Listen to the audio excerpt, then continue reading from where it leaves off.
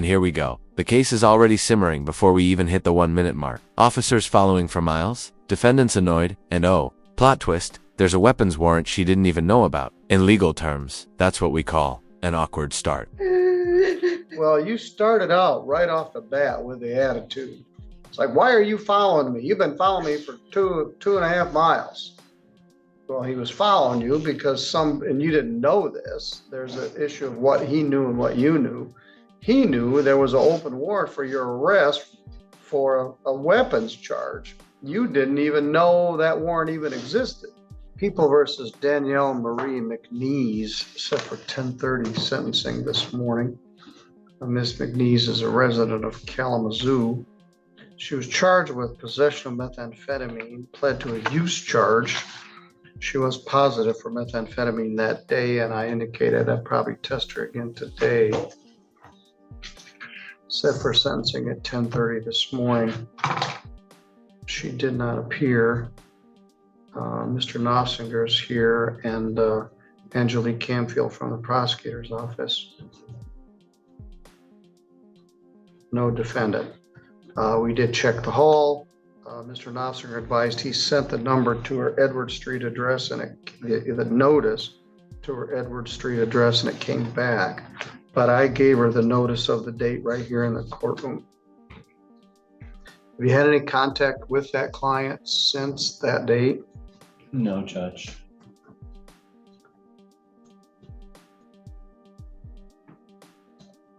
Your Honor, the people would respectfully request a bench warrant and bond revocation. Bench warrant time. For anyone wondering, that's basically the court's way of saying, you didn't show. We'll make sure you do next time in handcuffs. No bond means you sit until the judge says otherwise. Order a bench warrant. No bond. See judge.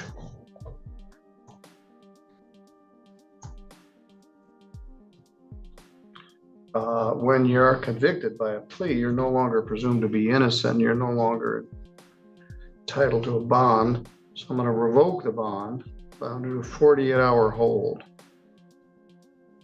which is required by statute these days for these types of cases. Boy. So if anyone knows Danielle McNees, tell her she needs to contact her attorney, Luke Nossinger.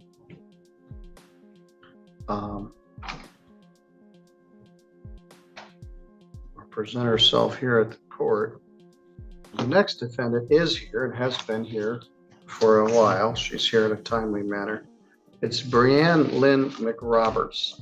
File number 533FY alleges no insurance and possession of a metallic knuckles. Defendant pled to no insurance, forfeited the brass knuckles. The matter was set for sentencing today. That allegedly occurred on February 5th of 2023. I don't know, that warrant had been out for a while, I guess. In file number 251158, that occurred this year, June of 2025. While they were serving that earlier warrant, the defendant was charged with resisting and obstructing a police officer, pled to attempting to resist or obstruct a police officer, and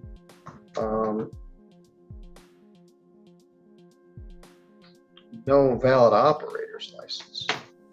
So the defendant is scheduled for sentencing for 2 traffic violations and a felony attempted resisting obstructing a police officer, reduced to a misdemeanor.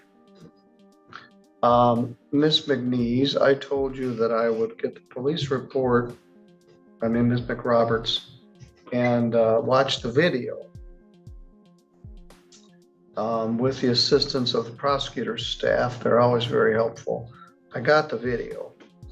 12 seconds. That's all it took from pullover to ground. That's shorter than your average TikTok, folks, and way less fun.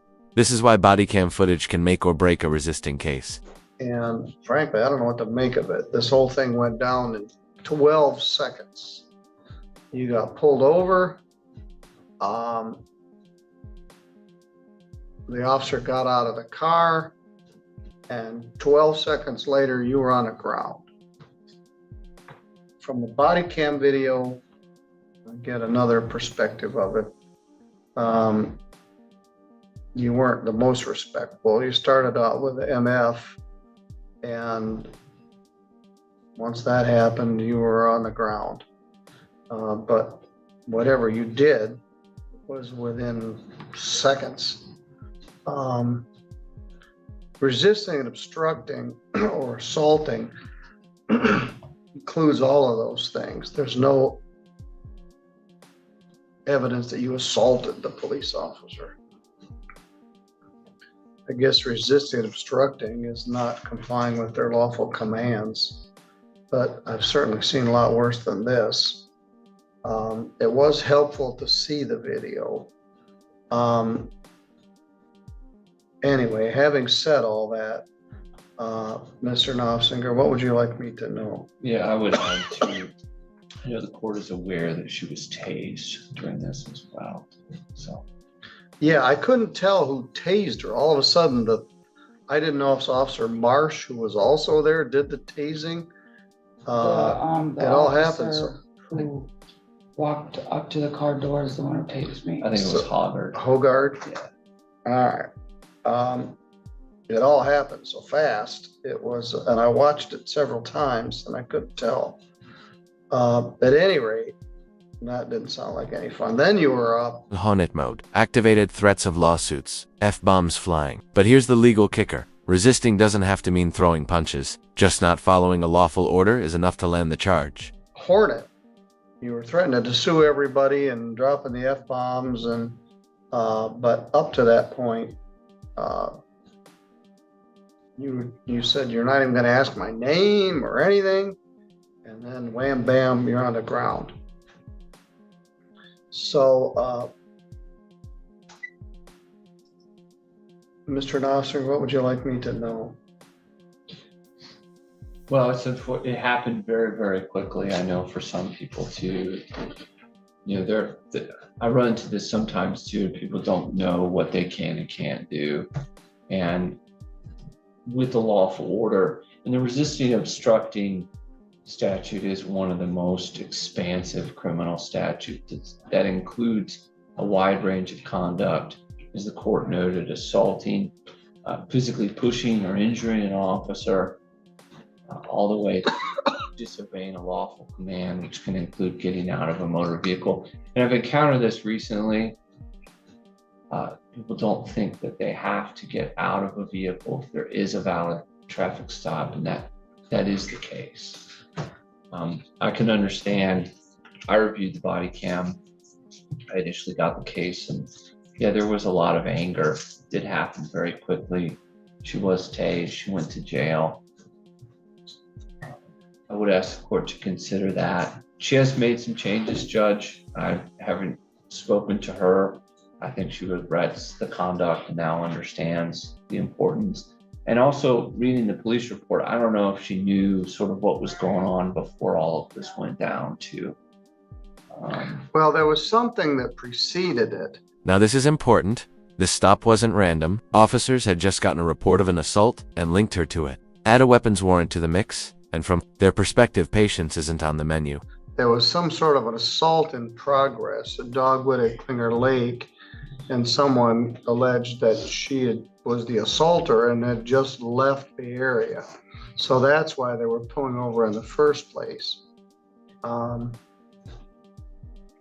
Yeah, I think that added to sort of from law enforcement's perspective, sort of the urgency. Well, and she had an open warrant for carrying concealed weapon.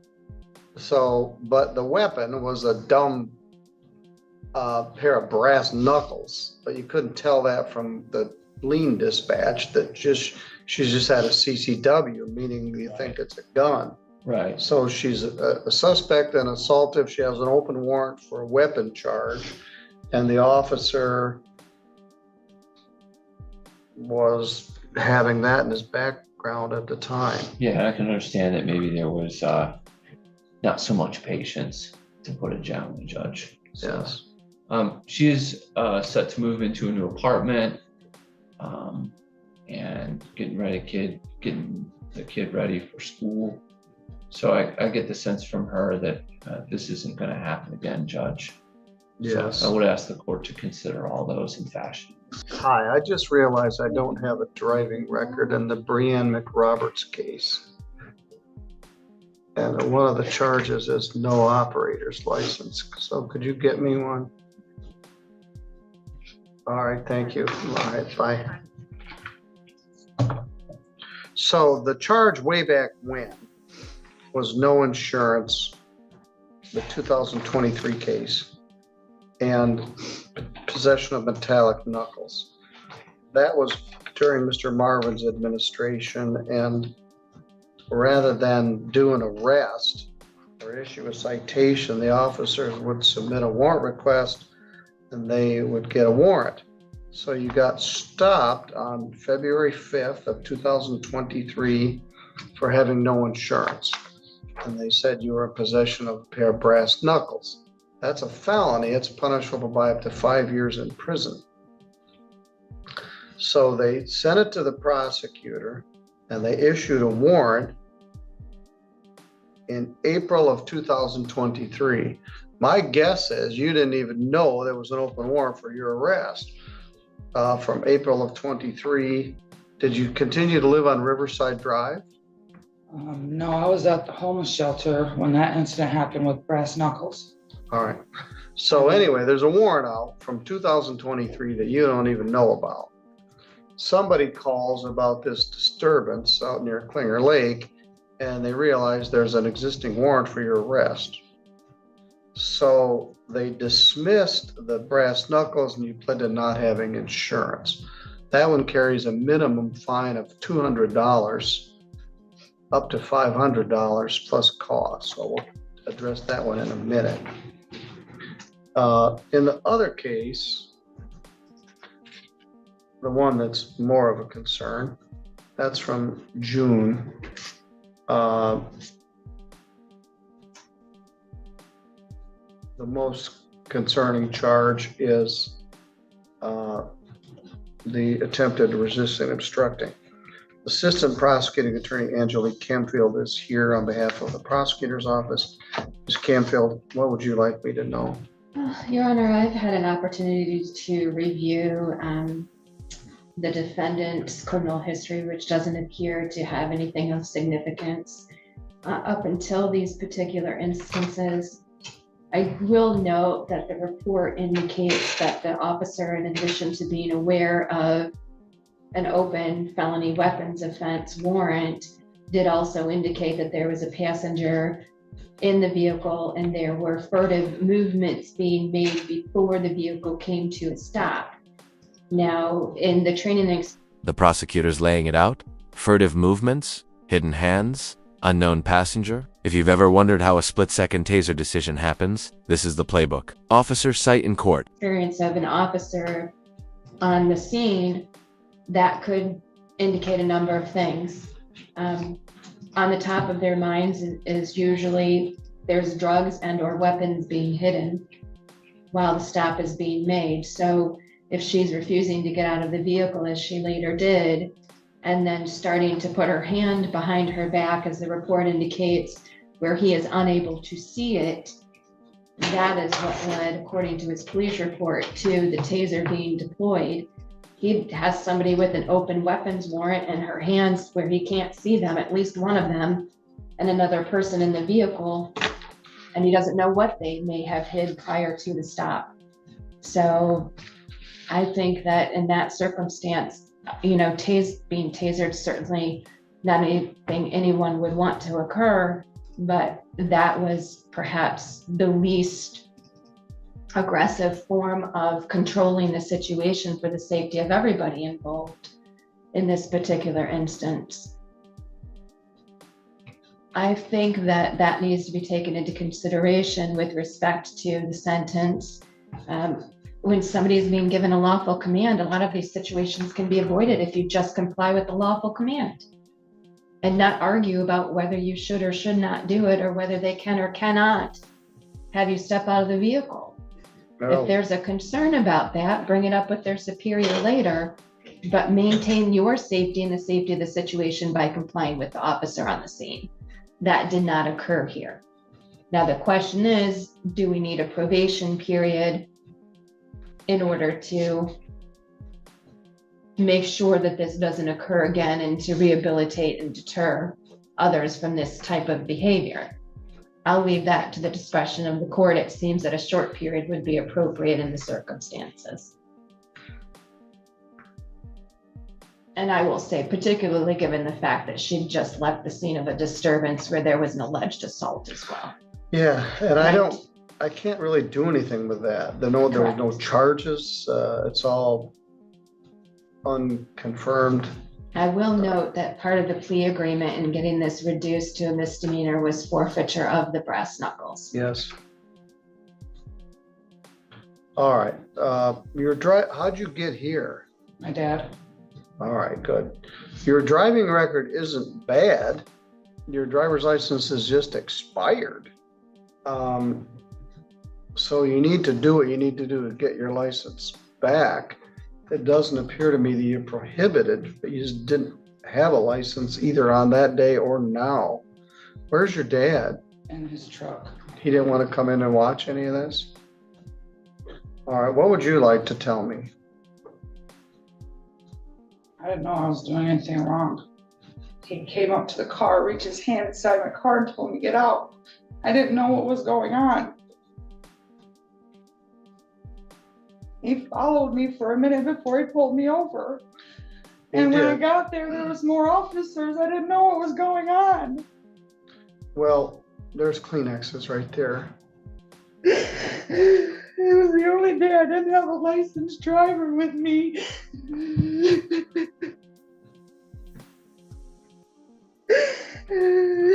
Well, you started out right off the bat with the attitude.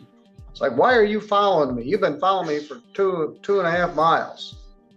Well, he was following you because and you didn't know this. There's an issue of what he knew and what you knew. He knew there was an open warrant for your arrest for a weapons charge. You didn't even know that warrant even existed. 2, he was reported your vehicle was involved in some sort of an assault of disturbance a couple miles away, which he knew and you didn't know. So you got 2 people that are not on the same communication level. You did have an attitude, but it all happened so fast. You started with the MF, and that was when it was wham bam. So I've certainly seen a lot worse. The judge is about to talk money. And yes, fines in multiple cases add up fast. Legal drama isn't just about verdicts, it's also about your wallet. The problems are going to be how much this is going to cost, because there are several things involved here. In the no valid operator's license, which is 251159 ST,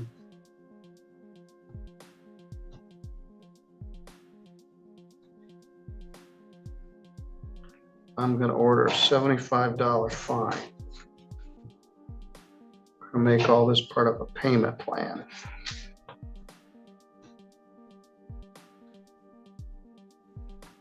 In the no insurance charge, 25513FY, excuse me, 23. That's the old brass knuckles case.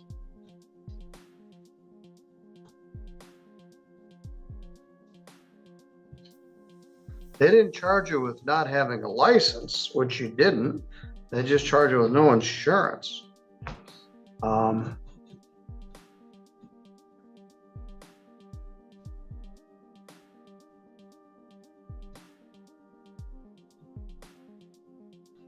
going to order 1 day jail credit, 1 day.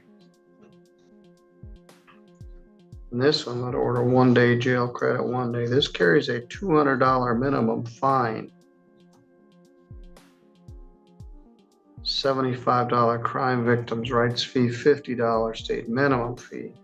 That's $325 as part of a payment plan. So that's 400 just on the 2 misdemeanors. That was very good quality video. I could also make it full screen. There were several different cameras. There was the car camera, which had a timer on it, and there was the body cam camera, and then there were some other officers. Are you employed right now? No, When did you last work? 5 months ago. Where was that? The Indian Camp of Nazarene in Vicksburg. One of my sons went to that camp with another kid. He didn't like it there much a long time ago. Have you been looking for a job? No, I'm a stay-at-home mom. My boyfriend works. You owe me a bunch of money. I can get it to you. Okay.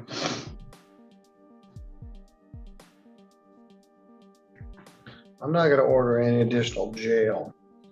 And I'm not gonna order any probation. The prosecutor says that's in my discretion, and she's right. You didn't do anything other than have a bad attitude. Oof, brass knuckle. Illegal in many states, and in Michigan, they can be a 5-year felony. Even if you call them just a dumb accessory, the law doesn't care about your fashion statement. This brass knuckles was under the category of DUMB. You didn't need any brass knuckles, and you didn't know that was a 5-year felony to possess them. But that was the felony charge, which resulted in this. Don't know what the dispute was. Somebody called the cops. This was a real nice car. Whose car was this? My dad's. He gave it to me. It's gone now. It was a Challenger? No, it was a 2014 Mustang. Oh yeah, Mustang. It was in good shape. Anyway, so what happened to that? My dad tried to get it out, and they said Oh yeah, somebody you sold told me it. it got impounded and never was redeemed. Is that right? Yeah, because I guess I left the scene of a crime, so they told me I can't have it back. Regarding this Yeah, or something else? this. I've been trying to get a hold of somebody to get it out of impound, and nobody will call me back. All I know is there's a hold on it. My dad told me today that they sold it. It's going to public auction or something. Yes, I don't know. There was no reason for a police hold on this car. Well, all right, then the R&O fine is $0. $125 crime victims' rights fee, $50 state minimum fee, $150 attorney fee, which is $275, part of a payment plan. 1 day jail credit, 1 day. Let me see if I have any bond.